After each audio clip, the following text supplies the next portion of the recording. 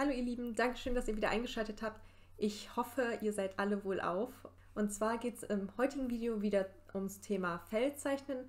Vor ein paar Wochen hatte ich ja ein Video online gestellt zu den Grundlagen zum Feldzeichnen. Und im heutigen Video möchte ich das einfach nochmal so ein bisschen aufgreifen und anhand von 2 Beispielen so ein bisschen verdeutlichen. Ja, und mehr dazu jetzt im Video. Viel Spaß dabei! Ja, kommen wir nun erstmal dazu, wie man es nicht machen sollte, wenn man möchte, dass es wirklich realistisch aussieht. Und zwar verwende ich jetzt hier nur einen Bleistift-Härtegrad und mache die Striche sehr gleichmäßig und drücke die ganze Zeit gleichmäßig auf.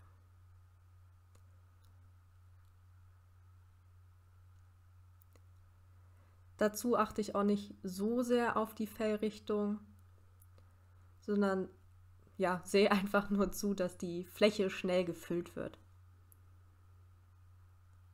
Ihr werdet auch gleich sehen, dass die, sage ich mal, realistischere Variante deutlich länger dauert als dieser Teil.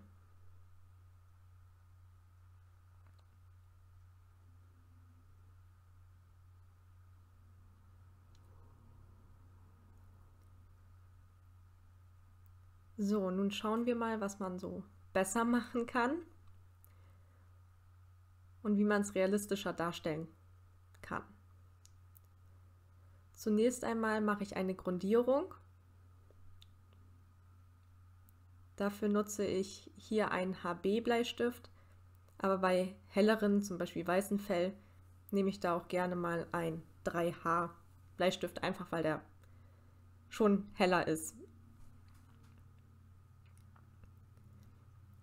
Bei der Grundierung versuche ich das schon halbwegs so in Fellrichtung zu machen und dass ich nicht zu starke Striche aufsetze.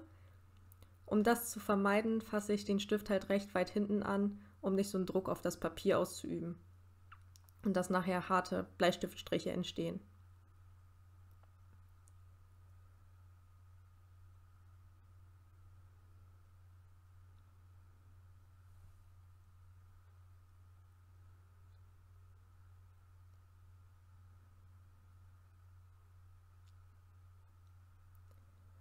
Und ich möchte auch noch mal betonen, dass das meine Art ist, Fell mit Bleistift zum Beispiel zu zeichnen. Und wie gesagt, jeder zeichnet anders. Schaut, wie ihr am besten zurechtkommt. Aber so komme ich sehr gut zurecht. So, nun habe ich meine Grundierung fertig und jetzt mache ich mit Hilfe eines Taschentuchs, natürlich unbenutzt, ist klar, oder eines Küchentuchs oder ähnliches, verwische ich die Grundierung so ein bisschen, sodass man nur noch die Fellrichtung ein bisschen erahnen kann. Aber ich sonst einen relativ gleichmäßigen Grauton sozusagen schon auf dem Papier habe. Nun wird das Fell weiter ausgebaut und dafür verwende ich verschiedene Bleistiftstärken. Meine gängigsten Bleistiftstärken, die ich habe, sind halt HB, damit mache ich ja die Grundierung, B, 3B, 5B und 8B. Nun gehe ich natürlich weiterhin in Fellrichtung vor. Wichtig bei diesen Schritten ist mir jetzt auch, dass der Stift schon gut gespitzt ist, ich aber trotzdem nicht, sage ich mal, zu viel Druck aufs Papier ausübe.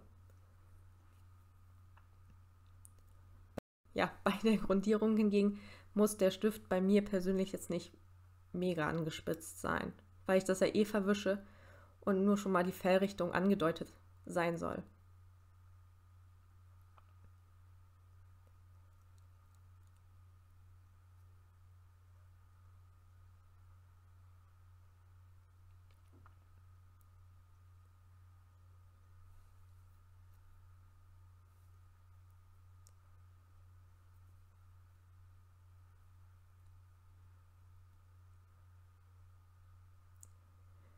Wie schon gemacht, heute einen kleinen Sprachfehler. Wie schon gesagt, ja, dauert so das Feld zu zeichnen natürlich deutlich länger, wenn man in verschiedenen Schichten zeichnet und nicht einfach nur mit einer Schicht arbeitet. Aber wenn man das natürlich realistisch haben möchte, sollte man gerade das Fell halt auch in Schichten aufbauen. Weil wie in dem Grundlagenvideo erklärt, das lasse ich euch oben rechts auch nochmal anzeigen, ist das halt auch sehr wichtig, weil das bei Tieren halt in Schichten aufgebaut ist.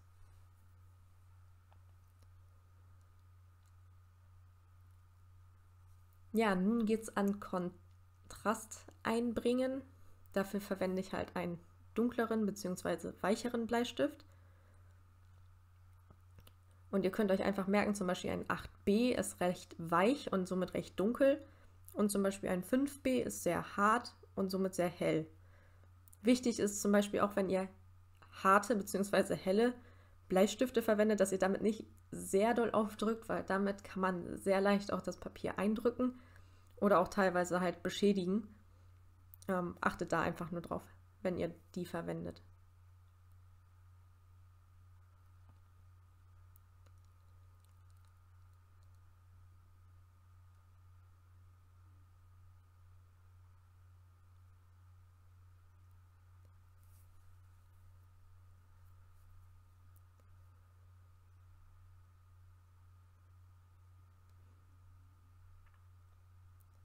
Ihr seht auch, dass ich gar nicht so doll aufdrücke mit diesen Stiften, sondern auch den Stift wieder relativ weit hinten halte, weil der Stift halt schon dunkel genug ist für die Schicht, die ich gerade aufbringen möchte.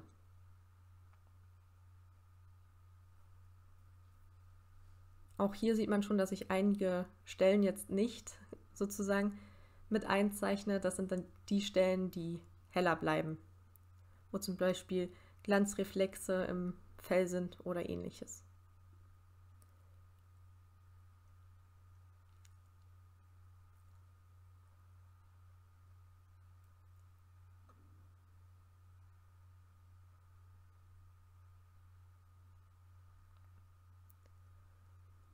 Nun verwische ich das alles nochmal ganz leicht, wirklich nur mit dem Küchentuch.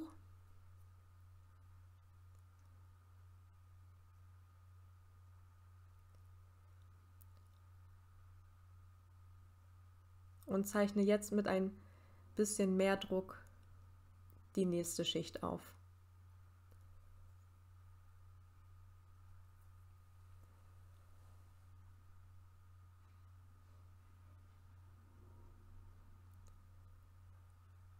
Natürlich auch hier wieder in Fellrichtung, aber bei dieser Schicht drücke ich dann schon ein bisschen mehr auf.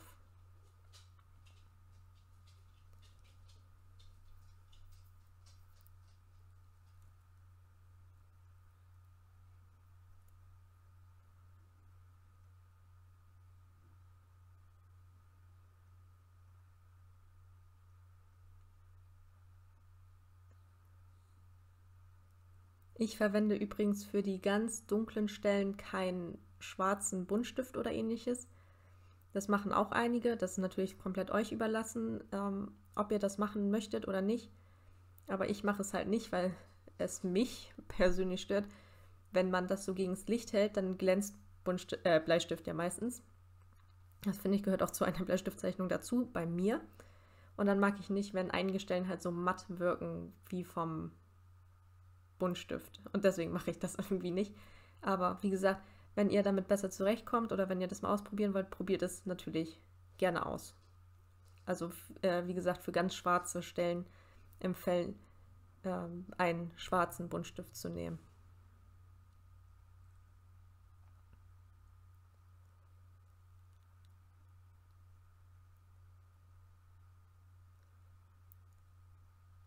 So, nun radiere ich mit einem Mono Zero Radierer von Tombow ein paar Highlights aus.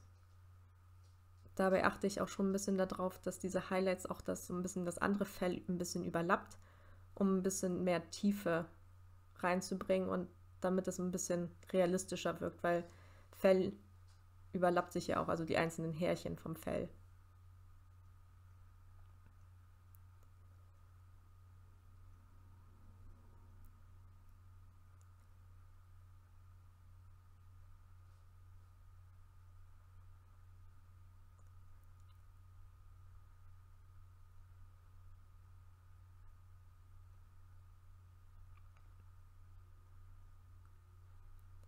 Zwischendurch mache ich natürlich immer die Kanten ein bisschen sauber an ein extra Blatt Papier.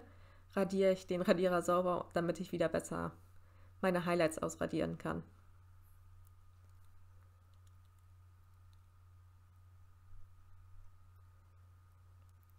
Ja, nun gehe ich mit einem noch weicheren Bleistift nochmal ein paar Partien ab. Heißt, ich hebe damit ein paar Härchen nochmal hervor, baue nochmal ein bisschen mehr Schatten ein, um, wie gesagt, noch ein bisschen mehr Kontrast und Tiefe da rein zu bekommen.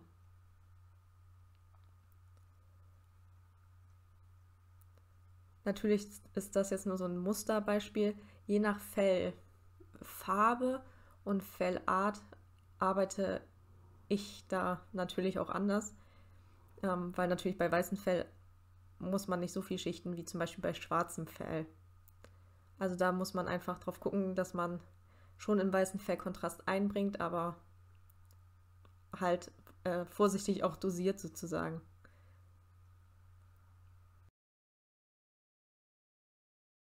Hier sieht man übrigens sehr schön, dass ich versuche immer den Stift im dunklen Bereich anzusetzen und in den hellen Bereich reinzuziehen. Deswegen wirkt es manchmal so, als wenn ich entgegen der Fellrichtung zeichne. Aber ich möchte halt, dass diese feine Linie zum Schluss ins Helle sozusagen reinragt. Und nicht, dass der, ich sag mal in Anführungsstrichen, dicke Anfang im hellen Fell oder im Lichtreflex ist. Und so bekommt man halt einen sehr weichen Übergang.